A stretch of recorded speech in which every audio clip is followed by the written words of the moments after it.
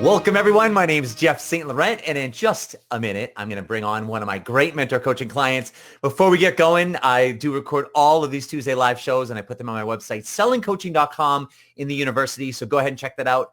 I help coaches transition to a full-time business. So I've got a lot of great resources on there. Right on the homepage, you can start off by entering your name and email. That's going to give you free access to my great resource called Launching Your Full-Time Coaching Business, the First 3 Vital Steps. That's an audio training program that you can get instant access to. In addition to that, I'm doing some great programs. Like I've got this great 14-day GoPro challenge I'm running people through right now. I'm putting 50 people through right now, right on day 8. It's incredible. I'm launching the next challenge very soon. So if you want to check that out, go to goprochallenge.com so you can learn more about that and register for the next challenge. With that being said, I'd like to introduce and welcome from Italy, my great client who we've been together, 2+ years now? Yeah. Greg Storch, welcome to the show. Thanks, Jeff. It's really great to reconnect and see you again. Thanks. Yeah. We worked together probably we started a couple of years ago, I'd say. We worked for about a year or so, and then you've been kind of off on your own. And so you've done so much since then. And I don't even know half the stuff you've done because, I keep up with you when we're mentoring, but afterwards I'm on your emails. I see that. And the other day, I saw one of his emails and he's doing his 100th live show. And those of you that know me, obviously I do my weekly Tuesday live show and things like that. And obviously it's part of a system that I implement and help my mentor coaching clients with as a marketing structure. Yep. And so I'm like, dude, virtual high five from across the world, right? Yep. Absolutely. And I'm like, your show 100, I'm like, I got to get you on my show and we got to talk about this. So Greg, because I want to kind of highlight the journey because coaches that are watching this, they're at all stages of the journey. But, here you are, 2 years plus in, 100 shows later, I want to kind of highlight some of the journey that's gotten you to this spot. So, when we started working together, if you can remember, kind of where were you? What space were you in? What were the challenges, the struggles, and, what made you even want to seek me out in the first place? Yeah, great question. I had just left corporate America. I had ventured out on my own. I had gone through IPEC, gotten certified as a professional coach, and I wanted to do leadership development and coaching. And I was not happy in the space I was in, so I left and I started my own business, and I had just landed my first client, which was a niche, a boutique IT company in Old Town Alexandria, Virginia.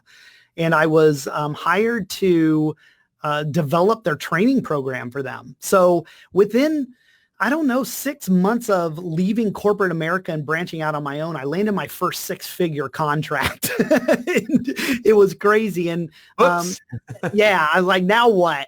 But what I didn't know was how to build a business. And what I learned really quick was coaches hire coaches. And what I knew I needed was a coach to help me on the business side. And that's where you came in. Yeah, absolutely. And so as we started our work together, talk about what were some of the things that we worked on that kind of helped you out that most to get you on the trajectory that you're on today? Yeah, it was really, okay. So some of the biggest keys that I still talk about today with the people I speak with is the tools you helped me gain about building your audience, creating consistency. One of the mindsets, and I'm wearing my mindset t-shirt today. Nice. One of the mindsets that you helped me develop was, a lot of people on social media get wrapped around this whole thing about nobody's logging in and watching my videos. And what you taught me was that's not the point. The point is staying in front of your audience and being consistent. And consistency is the big thing. And that's why I celebrated I had a big celebration for my 100th episode. It's not a lot, but you have to stop and celebrate those little things like that. And it's all about the consistency. So for over 2 years now, on your advice and through your preparation with me, I've set up the Weekly Roar, my weekly spot on leadership. I speak about leadership topics and self-improvement topics. And on top of that, I have a weekly email that goes out every Saturday morning. So I've been consistent with both of those things, staying out in front of my audience. And to your end, my email list has slowly started to build. I've seen my audience in the Lion's Den grow. So it all works. Yes, and for people listening, just so you know, these lion references. His website is his website is lion-enterprise.com. We'll pull that up in a little bit. Yep. But that's so the Weekly Roar. And then the Lion's Pride Library is where he puts all of his videos. So he's got that Lion's Den or that Lion's Enterprise theme. And, he kind of pulled that creativity in, which has been really cool to see. So that's the structure you've had. So you had the structure of the consistency of getting out in front of people. And the cool part is I want to highlight what I heard you say is that you've slowly started to see that grow. Yeah. Right. And that's the biggest thing about the consistency. It's not necessarily like, oh my God, all of a sudden I've got millions of people. It's like just a little bit over time. So talk about the evolution over the last few years, especially since our work, we stopped working together and kind of what you've done. Talk about what the evolution of your business, of what you've seen, around the structure.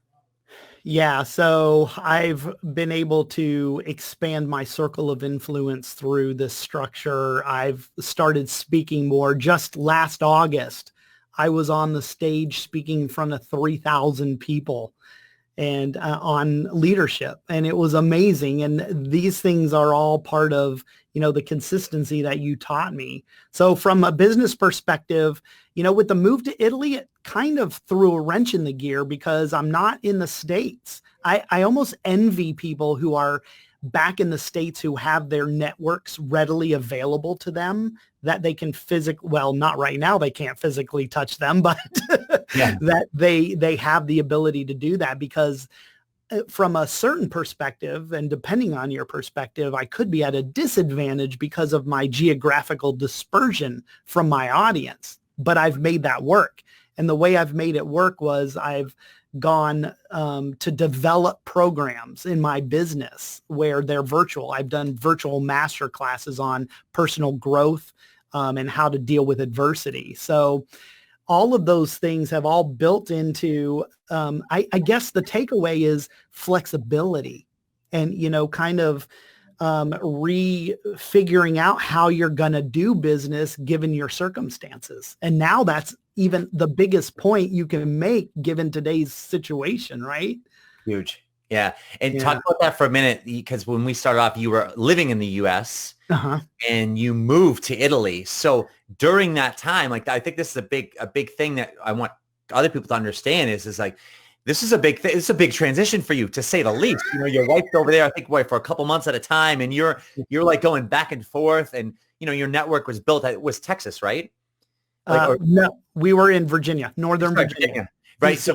So you're in the area, and then now you're moving across country. So you're doing your business, getting structure in your business while you're going back and forth overseas, and then ultimately moving over there. Yeah.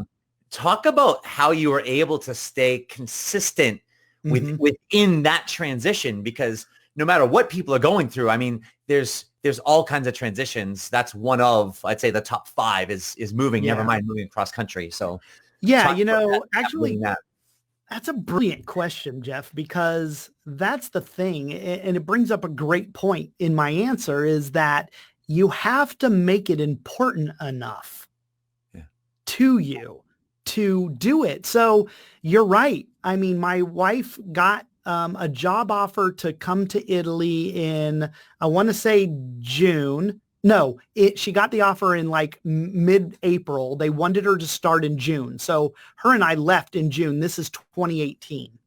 We sell everything we own. We sell our 2 cars. We sell one of our houses down in South Carolina. We rent out our house in Virginia. We sell every piece of furniture we own, and we rent this little 5-foot by 15-foot storage shed and put like memorabilia in it, and that's it. We own nothing. And we pack 2 cats, 4 suitcases, and we get on a plane and we fly to Italy. But guess what? While I'm traveling, while I'm sitting in the Rome airport, or while I'm over in Rome doing a training session and it's a Wednesday and it's time for Weekly Roar, guess what? I'm prepared. I've got my lesson prepared. I've got my IT available to me. I'm always make sure I'm near a Wi-Fi hotspot so I can do my live. So it's all about prioritizing and the importance of what you're doing. Yeah, that's big. And I want to highlight that piece because I've had other clients on who have gone through other major transitions, but it's just like, I kind of want the coach listening to this to be like, oh my God, I have no excuse. Right? Like, oh my God, I have no excuse because, everyone's personal challenges are their own, right? And we're not going to compare one to the other. But when you have such massive transitions like that, I mean, that's like literally you had 4 suitcases, a wife, and 2 cats. That's it. And like, that's it. And you're moving to a country you've really never been to before. Correct. Well, yeah. Well, exactly. You know what I mean? You guys have traveled, but exactly. You're literally starting over. Yeah. And so committing to that consistency, even through those challenges, because look, we all know life's hard. Life's full of challenge and it's hard for everybody. So it's really a matter of choice at the end of the day on really how important is this to you? If you're, is your business a business or is it a hobby? Because if it's a hobby, it's going to be the first thing you axe in a time of crisis. Yeah. Right? Yep.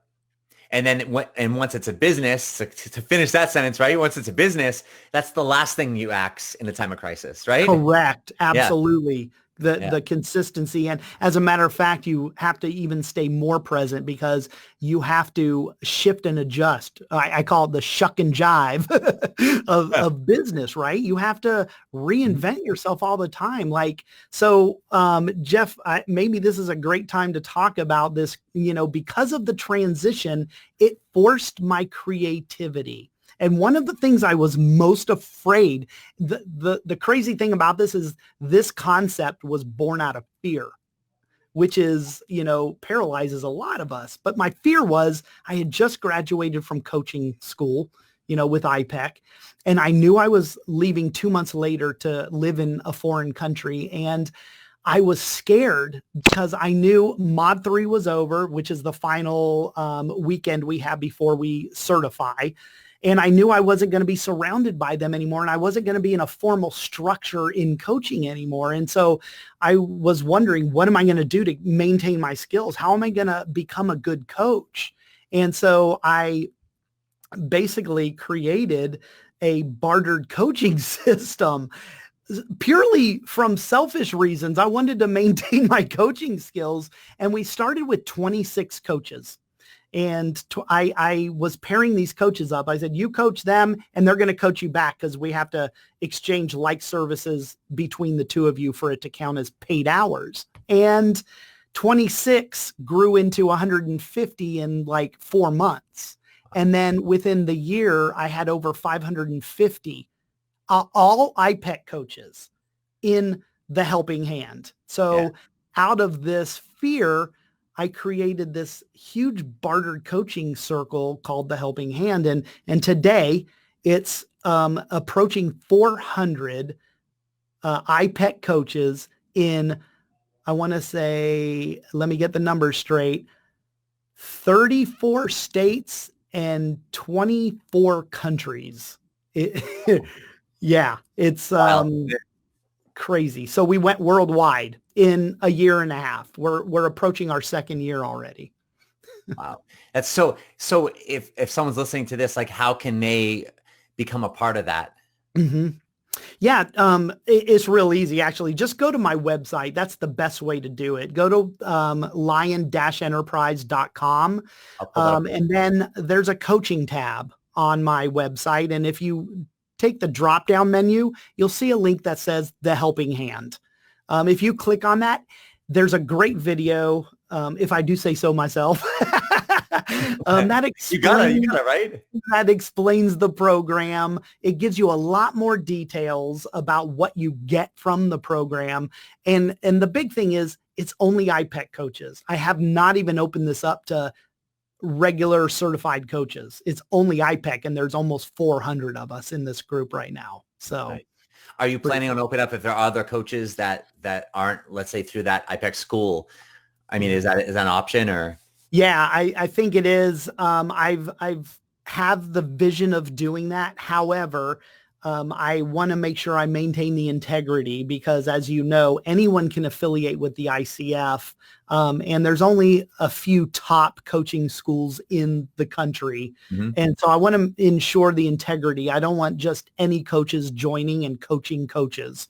Yeah. I do want to maintain some integrity. So I'm trying to work through that right now. Good. I like that though, because you want them to benefit from it, and that's Yeah. that's the whole foundation of where it was born, anyways, right? Yeah, exactly. Yeah, Exactly. awesome. I love that. Yeah, and I've been hearing nothing but great things. It's funny because every now and then, obviously, I'm talking with a lot of coaches through my weeks, Mhm. and they'll either be asking like, "I heard about this program that it's like blah blah blah," and I'm like, "Oh, is that the Helping Hand?" They're like, "Oh yeah, that's it," or "Is that Greg Storch?" They're like, "Oh yeah, that's it." I'm like, "I know that guy," you know. So it's funny how like I knew what you were doing, but then you'd start to hear about it from other avenues. So Hey, from now on, don't only say I know that guy, you also need to say I helped that guy. thanks, man. I will say that. Like I mentored that guy. Yes, I appreciate yes, exactly. That's what you need to tell him. He's there because I mentored him. Thank you very much, man. I appreciate that. Yeah. No, you're a self-starter. You're great. You're great with leadership. So let's start to wrap this up. Tell people about your business. I got your website up on the screen. So lion-enterprise.com. So tell people a little bit what you alluded to it before, but I love the concept of your leadership because it's not just general leadership. Like you really got specific. Yeah, I've lived through a lot. I've witnessed a lot of bad management, and everybody watching this knows they've heard it, they've seen it, they may be even living it, where they just have a bad boss, and there's reasons why they have it. And so my whole goal in life is to eradicate the Sunday night blues, and I'm doing it one manager at a time. So my focus from a coaching niche is new managers, those employees who are transitioning from employee to boss, because they need to have the tools. But Lion Enterprise really focuses on leadership development from the perspective of these stages.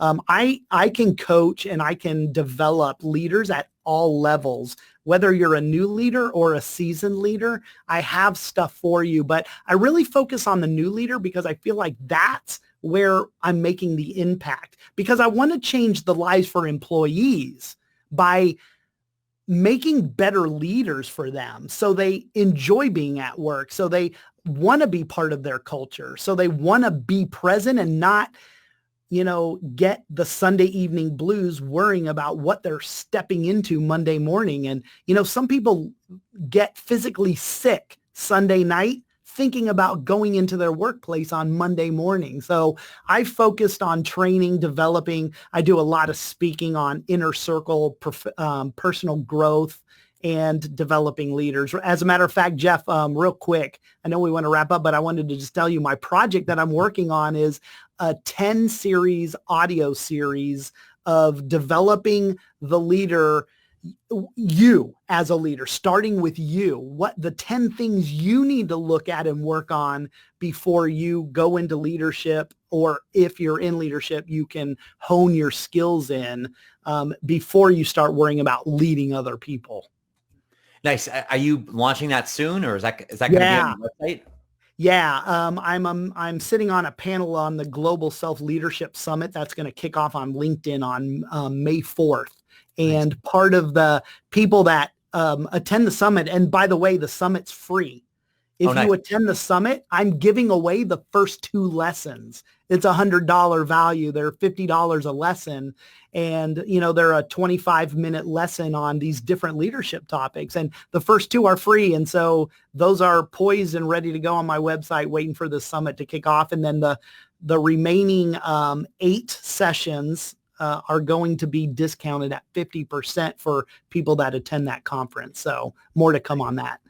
Awesome, dude. That's really cool. Yeah. I love to see you developing this, whether you're speaking, you're coaching, the courses that you're creating, like you're definitely evolving and you're starting to expand your offerings, which is huge. Yeah. Mm-hmm. Yeah. Yeah. Oh, this is awesome, Greg.